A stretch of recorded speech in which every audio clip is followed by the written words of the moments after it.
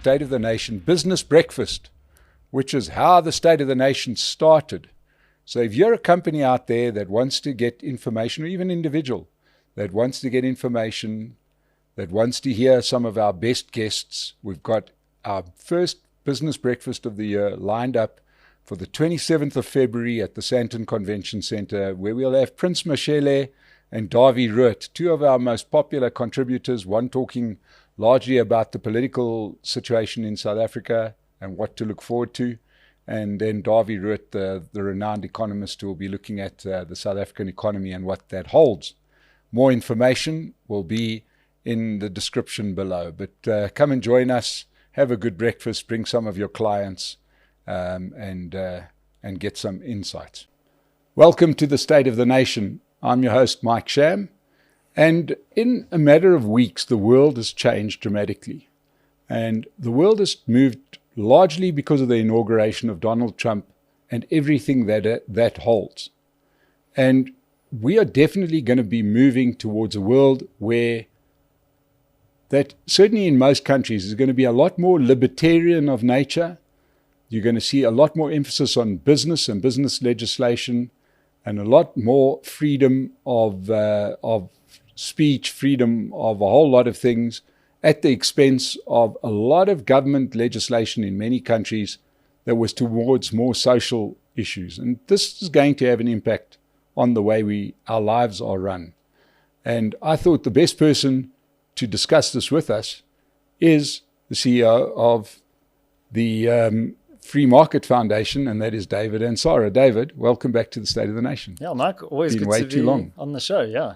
Yeah, so, I did initially contact you and say, let's talk about expropriation without compensation.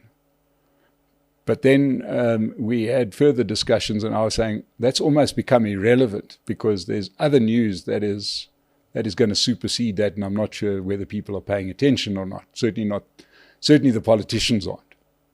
So, let's talk about what we were going to talk about, which is expropriation without compensation on the back of the Bella Bill, the NHI, all of these things that the ANC are trying to push through.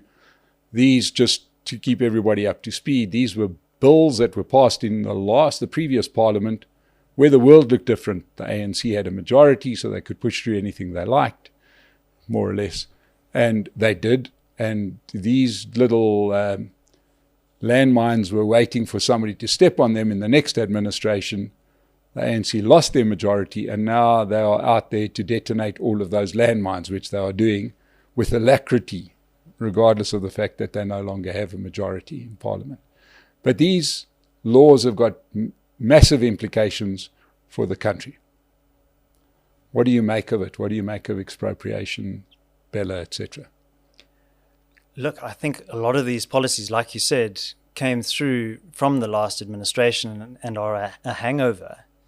But the politics, as you rightly point out, have fundamentally changed. The ANC's lost its majority. It's now at 40%. You would think that would herald in more humility from this liberation movement turned political party, a bit more caution. That's not really been the case. We've seen business as usual, really, from the ANC, acting as if it has its old healthy majorities of old. And the whole premise of the GNU was this national compact, if you will.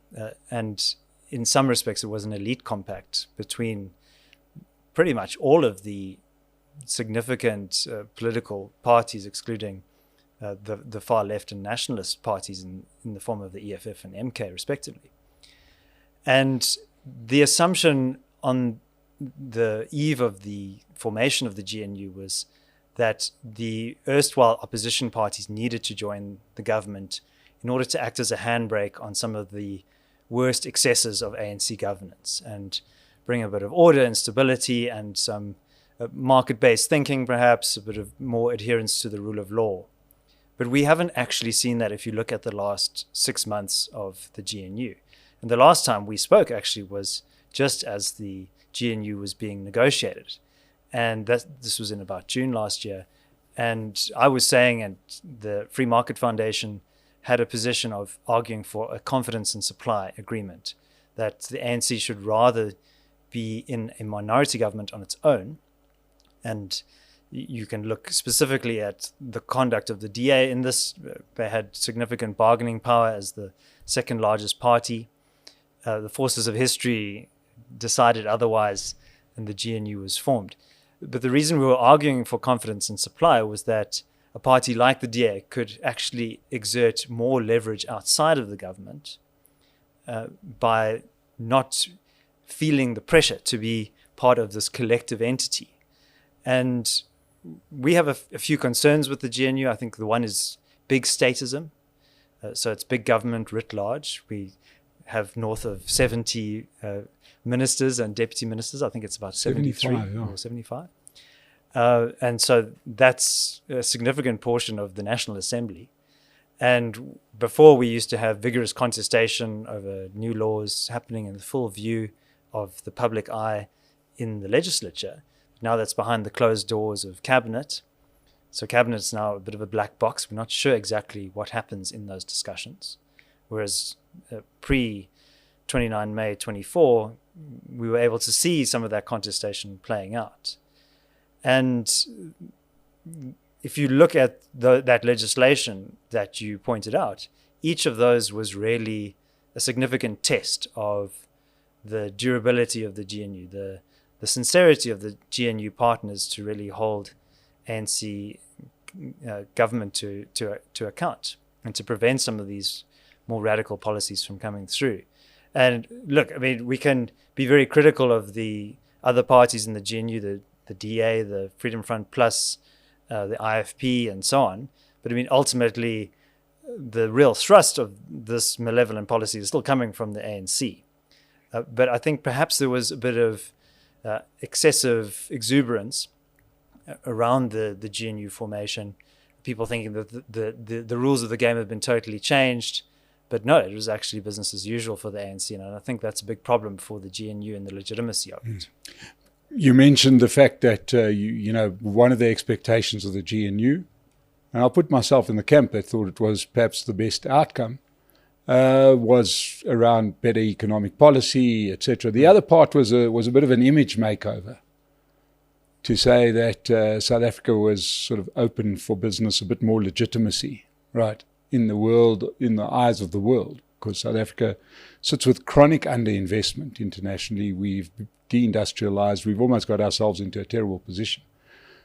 But now we've got a changing world where the world is looking at these things far more closely than what they were looking at even a year ago, where we thought it was bad. Because suddenly we see the rise of Donald Trump in America. And he is giving birth to a whole lot of clones in other countries. And as I said to you before we started, I'm recognizing this as a moment that I lived through earlier in life when I was young and good looking. And that was, I was around when the Cold War ended.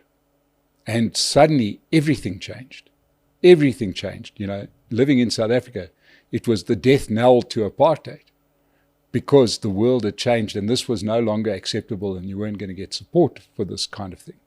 And the real sort of hallmark of Trumpism, as it were, is the end of social engineering for the time being. It'll come back in other ways. But this whole thing, the war on DEI, diversity, equity, inclusion, the war on anything that sounds half woke, that isn't sort of, let's call it merit-based, is going to be absolutely frowned upon and spat upon.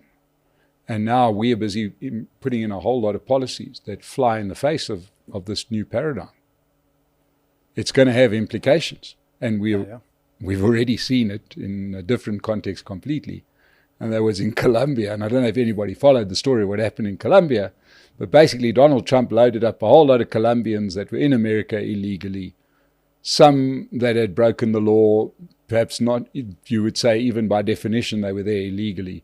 Put them onto a military plane and flew them to Colombia. The Colombian president then said, while this plane was en route, sorry, we won't accept this plane. The plane had to turn around. And before the plane had even landed in America, Trump had already explained to the Colombian president that America is their biggest trading partner, and they were going to get hit with increasing tariffs every day that he didn't accept their citizens back. The plane went straight back to Colombia and dropped everybody off. It just shows you that this isn't talk. This is real action. You're going to see a lot of this on the economic front. And I don't know if South Africa can afford to go to war with America. No, we absolutely cannot.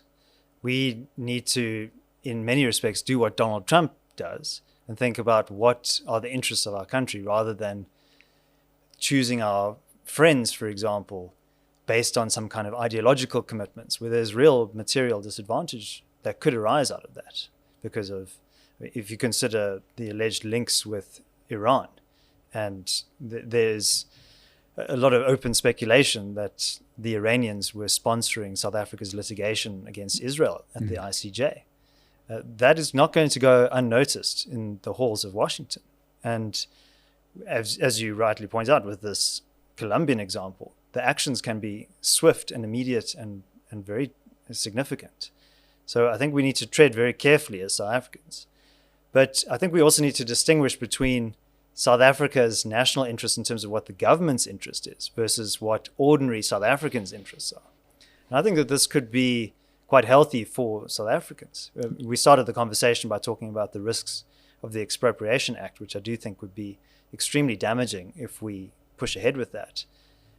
There are provisions of the AGOA Treaty, it's not technically a treaty, but legislation, that says that beneficiary countries such as South Africa need to respect private property rights and provide certainty that the investments of the United States are not going to be in jeopardy, that we need to also act in accordance with the foreign interests of the United States itself. Yeah. And so I think what Donald Trump has done is introduced a new level of bargaining, deal-making into the equation. And he doesn't have very much patience for the old channels of communication. So in this example of what happened in Colombia, in the past there would have been a task team established and an official delegation, and then there would have been delays in Washington, and months later there would have been some kind of watered down compromise. But Donald Trump, because of his experience in real estate and in the entertainment business, he knows the art of the deal. He knows how to use pressure to get what he wants. Unfortunately, tariffs is a big part of his toolkit, and we as free marketeers think that you should do away with tariffs. But he understands that tariffs are a tool for geopolitics, for him to exercise leverage. And he does point out as well that there's a lot of asymmetry in America's relationship with other countries where they impose tariffs, for example, on United States exports, but they're quite happy arguing for preferential access for their goods and exports going into the United States. So I think he is right in that sense of saying there's a lack of parity, a lack of symmetry in the trade relationships. Yeah. But things like expropriation are not going to go down very well with the United States and its interests, but also cozying up to the likes of Iran, China, Russia as well. That's going to be noticed, and ultimately, South Africans, we as a nation state need to also realize the limitations of our bargaining power. Perhaps you could say that South Africa has some kind of strategic significance.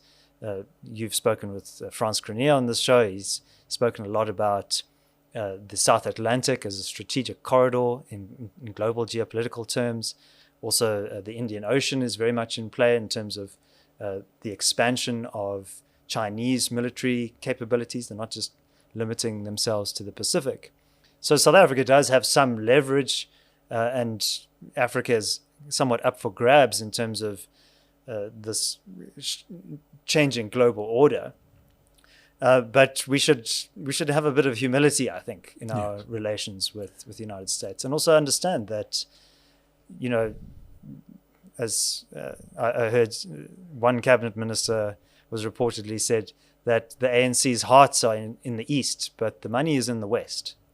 And that we should be actively trying to see how we can curry favor with the United States and actually we have a lot to benefit in terms of that. I think there's a lot of discussion at the moment about the potential downsides and losses, like Donald Trump has suspended donor aid funding, and he's rightly asking, where does this money go? Is it being used to prop up opponents of the United States and actually is damaging the US's interests abroad? So that means that $6 billion worth of PEPFAR HIV/AIDS funding is now on hold, and people are saying, "Oh well, woe is us. What about our citizens?" But why was South Africa not building its own capability to do that? And people are very quick to criticize the United States as this imperialist power, but very, very happy to take donor funding. I must admit, I was surprised, amazed, and amused to see that one of the first condemnations of Donald Trump's suspension of this various donor funding, and PEPFAR, let's not forget, keeps many South Africans alive. There's about 8 million people that receive HIV treatment as a result of that. And there was a condemnation from the EFF to say this is really bad that America are not giving this funding, which is basically about, I suppose it continues the long thing, because every kind of messaging from the EFF is to have a go at the US, the great Satan, the Western world, etc. And now they're crying because they're not going to get that money, and people are legitimately going to die. It's just, it's not a pleasant situation, but you can't have it both ways. They can't be the bad guy when they normally, and they give you money, and be the bad guy when they stop giving you money. Surely it's can't be both. Yeah, quite right. Now, you mentioned when you were talking about that, we were talking about geopolitical interests, and a lot of people watching us will immediately say, well, to hell with America, we'll trade with China and Russia, I presume, or somebody else. Do you think that what do you think of the idea of China filling the Western hole, as it were, if South Africa continues down this ideological hole? Look, if you think that the United States is a Machiavellian global player, then China's even more hardcore than that. They very much act in their own interests. I don't think you see any kind of PEPFAR programs coming out of Beijing. Yeah. And I think China is actually structurally very weak and vulnerable. Firstly, you can't actually trust a lot of the data that comes out of there. Their demographic profile, rapidly aging population because of social engineering, one-child policy of previous decades, now that's harming them. And a lot of overcapitalization in infrastructure. You may have seen these ghost cities that exist in parts of China. So the initial move towards liberalization and openness under Deng Xiaoping and later Hu Jintao and others, that has been reversed by Xi Jinping. Yeah. And he sees himself in the Maoist tradition as a powerful central actor. He's amended the Chinese constitution and so on. So, and a lot of people look to that and they say, oh, well, look at this all-powerful state that is directing the economy and deploying capital to strategic objectives. But ultimately, the basis of a successful economy is the ability to innovate. I haven't looked into it that closely, but I believe there's this dramatic new AI technology, DeepSeek, that's coming out of China. So that has disrupted my model of thinking that Chinese innovation is a bit overrated. But what I do know is that the CCP are not going to be content with letting private entrepreneurs develop this kind of technology. Yeah. They're going to want to control that, and that naturally stifles innovation. A lot of very successful entrepreneurs and businessmen in China have actually left. They've offshored their wealth. That's the reason why they're all buying houses in London and Vancouver, because they need a place to store their capital for the long term, and out of the reach of the tentacles of the CCP. Yeah. So, look, I don't think. I think in our previous conversation, we actually spoke about the Indian model, and India has been a very shrewd negotiator at the global stage, and they've been able to play both sides very effectively. They're a member of BRICS, but also seen as an ally of the United States. They've taken a bit of a back seat on the Ukraine and Russia conflict. I think they were selling or buying oil from Russia. So, and they're acting in their interests, and that's what I think South Africa should be doing. But we also need to know on which side our bread is buttered. Yeah, and I think one has to look at both China and India in a similar vein, that those are, as you say, if you're talking about in the country's interests, neither of those countries are well-known donors to any great cause, or they don't do anything unless it makes sort of economic sense to those countries. So we are not going to find a replacement for PEPFAR from China or from India. Neither of those countries, both of those countries, let's understand, have had dramatic success, but they still have grinding poverty. In the sort of understanding is that 500 million Chinese were pulled out of poverty. Well, that was out of 1 billion they were in poverty, so there's still another 500 million to go. And they've got similar numbers in India. So, if they want to give money to anybody, they can start at home. We are not going to see replacement investment coming out of those countries. Those countries are looking to sell us stuff, not to get us to make stuff for them, because they've got the labor market. So I don't think we're going to see a whole lot of replacement out of those countries. And I think a lot of people that watch shows like this that are saying, the West are finished, they're old, they're ancient, they're this, they're that. It's compared to what I think is the argument. And please don't get taken in by the story that China is just this great big benevolent country that's going to invest. The investments in Africa have been very few, and they've extracted their value out of that. That's going to happen here. But to go back to the US, there's talk that their next ambassador, it's not confirmed yet, but the lack of denial must mean something, that the next US ambassador could be Joel Pollak.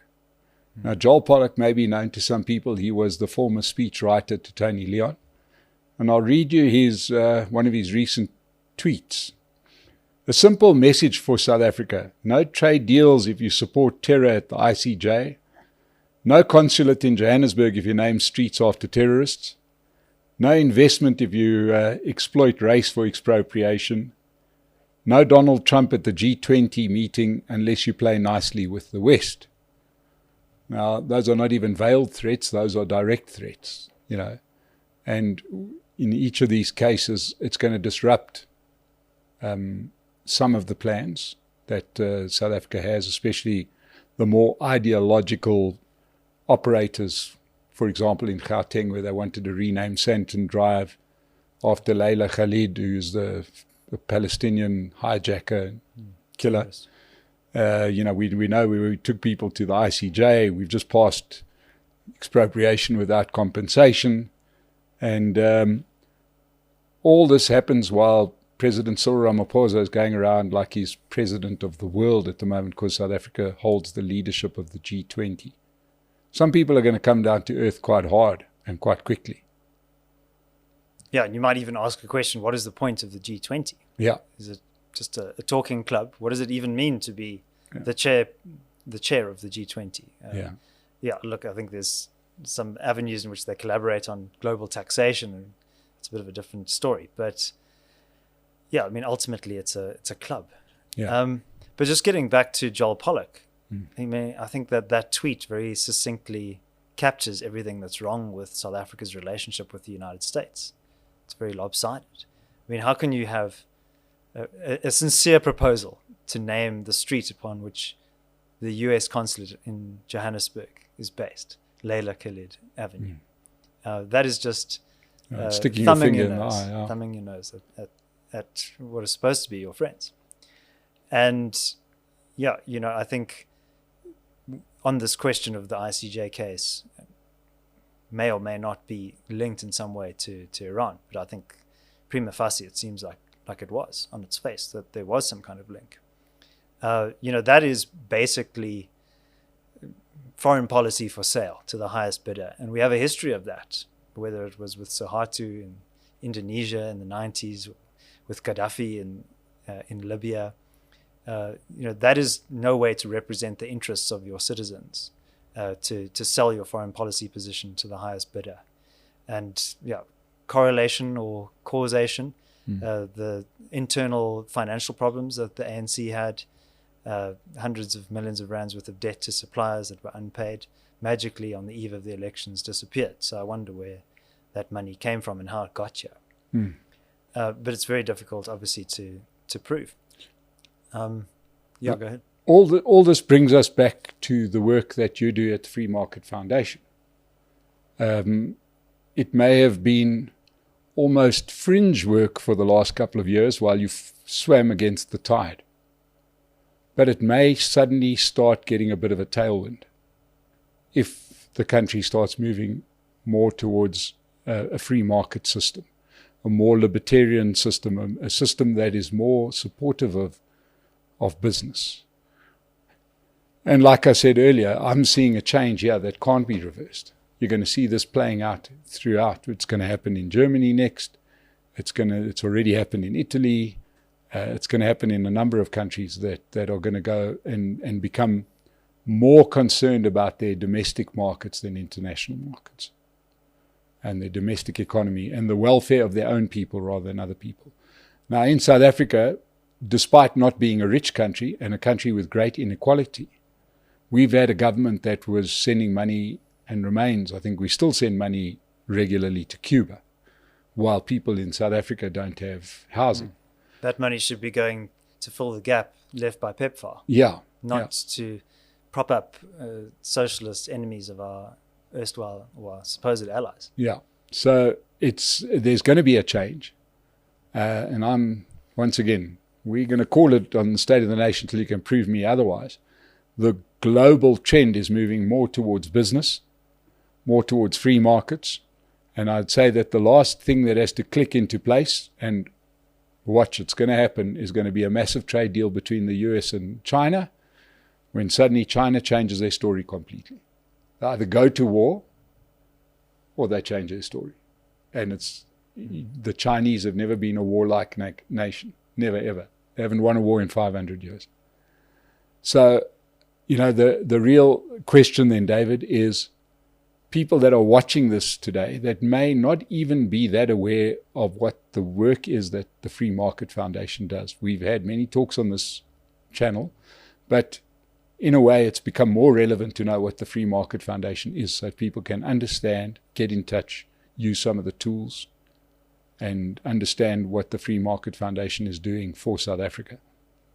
So my first point would be to say that yes, there are these global trends that are emerging, but that doesn't mean that that's going to happen automatically in South Africa. We have to actually pull the pendulum ourselves. We must exercise agency, because if we sit idly by and let all of these trends unfold, we're going to be left behind. So it's actually incumbent on us as South Africans to actually demand the policies, the principles of free markets, individual liberty, under the rule of law, respect for private property rights. Expropriation Act is the complete opposite of that. So those are the principles that we as the Free Market Foundation espouse. We see ourselves as part of the classical liberal tradition, or the libertarian way of thinking, which emphasizes small government, very lean, minimal government. The opposite of what we have at the moment with the GNU, with the 70-odd ministers. We want to have 10 ministers, doing away with some of these deputy ministers as well. So we want to shrink the size of the state. We also want the state to be less involved in your life and in the economy. We believe that people fundamentally, when left to their own devices, will naturally want to improve their circumstances. They want to engage in voluntary exchange of goods and services and trade with one another. The state often, its role is supposed to be a protector and an enforcer of the rights of citizens. That's why, some libertarians are hardcore anarcho-capitalists, so they believe in no state. But most of us believe that there should be some kind of minimal state that performs certain functions like policing and protecting the sovereignty of the country, so through military defense and so on. and also maintaining the court system, because often there are conflicts between people that need to be adjudicated upon, and sometimes you need an independent arbitrator to do that. But there's many degrees of these things, and you can have much more private involvement than we do today in South Africa. So the regulatory burden that South Africa currently has also stifles a lot of that freedom to trade and to build and to invest in the future. It's often fundamentally extractive. And the state that we have in South Africa is not this impartial night watchman state. It's a big, aggressive, assertive entity that has a strong interest in reproducing its own power. So you may have sat around the braai and heard people complaining about one or another social problem and say, oh, the government must sort this out. But the government is not a neutral entity. Often the government doesn't have the capacity to actually solve these problems. We need to solve a lot of social problems ourselves in our communities, and through businesses, through private voluntary associations. But often there are political elites within the positions in government who direct state resources in a way that is favorable towards them. So I think a good way to think about the role of the state is ultimately it has a monopoly on coercive power, on violence, essentially. And that is a vast power, which comes with a lot of responsibility and which actually also requires constraints on that power. So if you go back to political theory, think of Thomas Hobbes arguing for this large sovereign, the Leviathan, that controls everything. The counterpoint to that is John Locke, who argued for the individual being the primary moral and political entity, and that individual's freedom to own property, to engage in trade, and to deploy their labor as they see fit.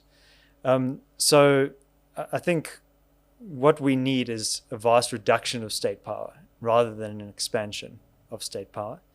And what that means is that we as South Africans are also going to have to take much more responsibility for the circumstances that we find ourselves in, fixing the many problems around us. So we're speaking in Johannesburg right now. We have an utterly dysfunctional metro, the city of Joburg, which, and I make a point of this, I often ask people, who's the mayor of the city of Joburg? Most people can't tell me. I don't know. The mayor of Johannesburg is my hero, I've got to tell you. Dada Marera is the mayor, and Dada Marera is my absolute hero. Okay. And I'll tell you why he's my hero. He came into power after they got rid of their puppet mayors towards the end of last year, and he said publicly, don't expect me to do anything to improve the city. And he's been true to his word. He's been the one politician, and that's what makes him my hero. We found an honest politician. He said he was going to do nothing, and he's done nothing. Well, so please don't be hard on Dada Marera. He said he was going to do nothing, and he's doing nothing. He said the northern suburbs and the western suburbs are absolutely fine, not a problem with those. I'm going to serve my constituents. Yes. And I appreciate his honesty. Yeah. But now I would like to not be paying him my city rates every month. So, but there are things that need to be done. Water needs to be reticulated. Potholes need to be filled. But why is it that this particular structure that is only 25 years old, this city metro structure, if it's not working, why do we persist with it? And so I think we need to get out of this mindset of the state or the government structure is this fixed thing, and we just need to vote harder and compete for who gets to be the person who sits in the mayor's seat in Braamfontein. But we can think of other ways in which we can restructure the actual entity of government itself. I think we should make Joburg municipalities again. We should have much smaller administrative units with control over revenue raising capabilities. And those community members, those local representatives, then decide on how they deploy their scarce resources. So that means privatization of our water system, enable different providers to compete. And many people say, oh, well, water is a network infrastructure. You couldn't possibly privatize something like that. But we're here in Parkhurst, and Parkhurst was a leader in the development of fiber internet. Yes. And many people have fiber internet in their home, and that is infrastructure. That is a complex network. There's a lot of competitive offerings. There's a lot of manpower and engineering that goes into bringing this fiber optic cable to our homes.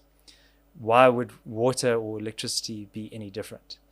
And so I think we need to break up the city of Joburg and start taking accountability for keeping the city that we love in a beautiful state, in a functional state, so that more people can live and invest and send their children to school here. So we need to set Joburg free, ultimately. Yes. And that kind of mindset, I think, is what we need to apply all across South Africa. And the provinces, for example, have fairly limited powers. We need to actually start acquiring more powers for the provinces and also municipalities as well. But that requires also us as citizens to hold our representatives more accountable instead of outsourcing it to politicians who don't actually have our interests at heart. Mm. So, that, because that's another part of the wind that's busy blowing through the world at the moment, because, there's much to speak of. And the poster child for setting things free has been Javier Milei in Argentina. Absolutely. Who tackled the world's most dysfunctional country. Now, as South Africans, we would recognize the black hole that Argentina went down, and it's a post-war story where they just grew their socialist bureaucracy at the expense of free markets, and grew it and grew it and grew it until the country was in perpetual financial mess, because they couldn't raise taxes. But now they've undertaken this grant, that grant. The government does everything for everybody. And of course, the bigger the problem became, the harder it was to solve. And he came to it with his chainsaw, and he said, what I'm going to do is I'm going to cut everything. And he cut these ministries from some crazy number down to... Yeah, it was a beautiful video. And he then cut the ministries down to a handful of ministries. I think it's 10. It might be a few less. Yeah. But he did it. And within a year, he's running fiscal surpluses. First time in 123 years. Yeah, it's a crazy thing. People don't understand that. But in the early 1900s, there was a saying that you were as rich as an Argentine, because it was such a rich country. Mm. And then it went down to poverty under the sort of jackboot of socialism. So that cut in big government is coming. That's the next step that's coming. And much like the end of the Cold War, what you saw a different style of governance being executed and being successful. And the ones that were unsuccessful were unable to compete till the point that the worst of the lot at that time being the USSR collapsed. I think we're going to see the small government that we want. Yeah, and the Soviet Union is such a good example. I think even Russia analysts in Washington, D.C., who spent their lives, their whole careers studying the Soviet Union, didn't foresee the collapse of the Soviet Union. Mm. These things happen gradually and then suddenly. Mm. And who would have thought that Argentina, this socialist basket case, which was synonymous with debt defaults and currency depreciation, would vote in a libertarian president who would wield his chainsaw and cut out all of this, the fat that has been really creating this bloated, overbearing government. And like you say, Argentina was once one of the wealthiest countries in the world. I think it was the sixth largest economy, a lot of natural endowments, one of the most fertile agricultural countries in the world, a long cultural tradition. But Peronism has a lot of parallels with the ANC's doctrine. Yeah. Big state, cozy with the unions, creating a lot of welfare dependency. A lot of people think that social welfare grants are this good moral thing, and everybody claps when the president says that we're rolling out millions of welfare grants. But ultimately that engenders dependency on a political class that's used to buy political favor. And yeah, maybe you can make an argument for the indigent children, etc. But if you are an able-bodied young man or woman in South Africa, you should be able to do something productive to create value in order to sustain yourself. But there are all these other restrictions. But on Argentina, I think I mean, what I think is so exciting about Argentina is that for a long time people have poo-pooed libertarianism as kind of a bit unrealistic, and there's all sorts of so-called market failures and contradictions in a free market system. But Argentina is a long way from perfect, but it's looking a lot better a year under Milei than it was under any of the predecessors. And Macri, who was also a center-right reformer in the previous administration, he tried the softly, cautious approach. I think one of the statements he said was, I would send a request to the legislature for a chicken, and what I'd get back in return was a feather. And so the moderation, the appeasement doesn't actually work with special interests that are entrenched and which have a very strong motivation to reproduce their power and their access to taxpayers' money. And so Milei is a disruptor, and he's also a strong proponent of free trade, liberalization, but he's also politically very astute as well.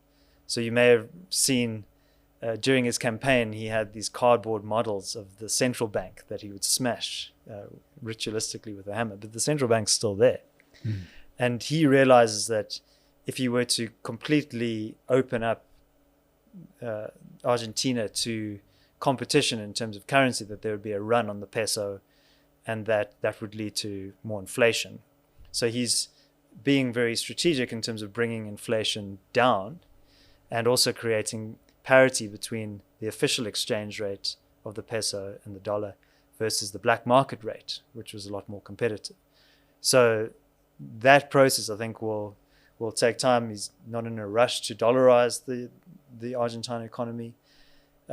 But, I think monetary debasement is something that is affecting the world more broadly. And I was at the Bitcoin conference last week in Cape Town, adopting Bitcoin.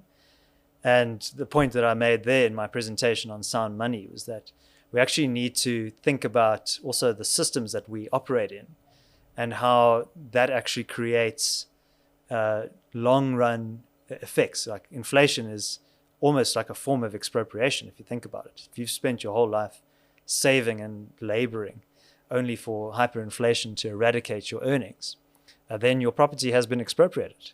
And often it is monetary authorities that are responsible for that. So we need to do what Friedrich Hayek suggested, which is denationalize money and separate money and state. It's another one of those creative exercises that you need to think about. Like the money in your pocket, it's signed by the Reserve Bank governor, and it has the authority of the government behind it. But money preceded central banks, and governments have monopolized money creation, and we need to take back that power. But that's maybe another story. Milei, I think, understands intrinsically that people only improve their circumstances by being free. That's why he says, "Viva la libertad, carajo." Long live freedom, damn it. The last point is, and he also understands rhetoric, and that people are not just rational self-interest or interest calculators. They also are moved by their hearts as much as they are by their minds. And so I think he's tapping into a kind of a frustration, an ongoing frustration that many Argentines have had with their political class, who have not really represented their interests. And I think it's a lesson to politicians that their power is very easily disrupted. They're not as all-powerful as they think they are, or they like to portray themselves as. Yeah. They might not rule until Jesus comes. Well, ladies and gentlemen, here we are, and I think that if you were sitting right now in the halls of power in South Africa, you must be dreading the idea of what Javier Milei is doing in Argentina. You would be dreading the idea that it works, because that may be the death knell to what many in our country have tried for 30 years, and that is to run big government, this national democratic revolution, more socialism, etc. This is a shot across the bows for that. Those same people are hoping like hell that Donald Trump fails. They're hoping that Americans won't get behind him, much like there was the big issues with him in his first term. This time it feels a little bit different.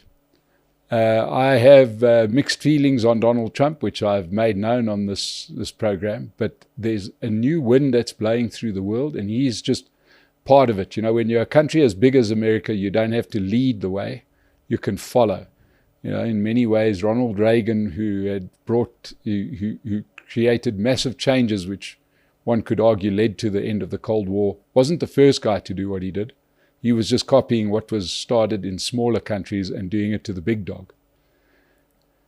If you are supporting parties that are interested in touting, you know, Marxism, Leninism, and Fanonianism, you might get a little bit of, what do they call those, chest pains over the next couple of years.